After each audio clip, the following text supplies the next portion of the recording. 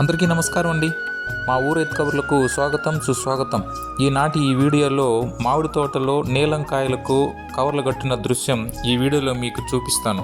ఒకసారి ఎలా కడతారో మీరు చూద్దాం రండి నాతో పాటు. ఫస్ట్ ఈ ఈనులు కోసుకునేలా ఇవి తీసుకుంటే కాడ కవర్ కట్టినప్పుడు గీత మాత వస్తుంది. ఈ మాట గీత వస్తుంది. ఆ గీత రాకుండా ఇట్లా గంట కోసుకునేయాలి ఫస్ట్. మళ్ళా బ్యాగులు కూడా పెట్టుకునేవా కవరు ఇట్లా తోసుకొని లోపలికి ఇది బాగా భద్రంగా మర్చుకోవాలి.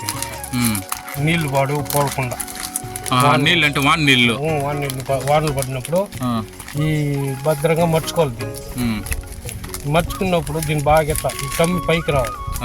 కమ్మి పైకి వచ్చినప్పుడు దీన్ని బాగా మట్ట వేసుకున్నాం కట్టినామంటే అట్లే ఉంటుంది.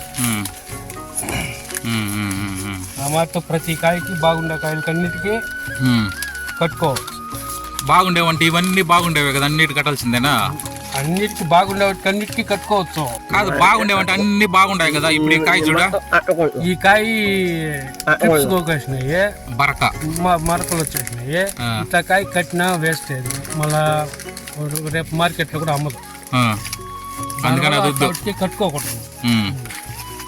ఇప్పుడు ఇటు కట్టుకోవచ్చునా? ఇప్పుడు ఇట్లాంటి కాయకి అంతా కట్టుకోవచ్చు. బాగుంటాయి కాయలు, ఇట్లాంటి కాయలు అంతా బాగుంటాయి. అట్లా కట్టుకోవచ్చు. ఇన్ని కాయలు అన్ని బాగుండేటికి అన్ని కట్టాలంటున్నారు కదా. ప్రతి కాయలు కడితే అప్పుడు ఖర్చు ఎక్కువ అవుతుంది కదా. ఇప్పుడు రైతుకి మళ్ళీ ఎక్కువే కదా కుమార ఖర్చు. ఖర్చు ఎక్కువైనా ఒక రేంజ్లో అమ్మిందంటే మనకు ఆ ఖర్చు దాంట్లో వస్తుంది. ఇది అండి రైతు పరిస్థితి. ఖర్చుకు ఏమాత్రం వెనకాడకూడదంటూ కవర్లకు ఎంత ఖర్చు అయినా సరే ఈ టైంలో ఈ గనక మనం ఈ కవర్లు కట్టుకున్నట్లయితే ఏదో 10 రూపాయలు ఎక్కువగా అమ్మతాదనే ఉద్దేశంతో ఈ అప్పు చేసి మరీ ఈ కవర్లు కడతాండము, లేకపోతే కవర్లు కట్టము అనేసి మాదరం రైతులు చెప్పుకొస్తున్నారండి. కాబట్టి పోయినసారి లాగా కాకుండా కనీసం ఈ సంవత్సరం అయినా మామిడి రైతులకు మంచి రేట్లు, గిట్టుబాటు ధరలు అమ్మాలని కోరుకుంటున్నానండి.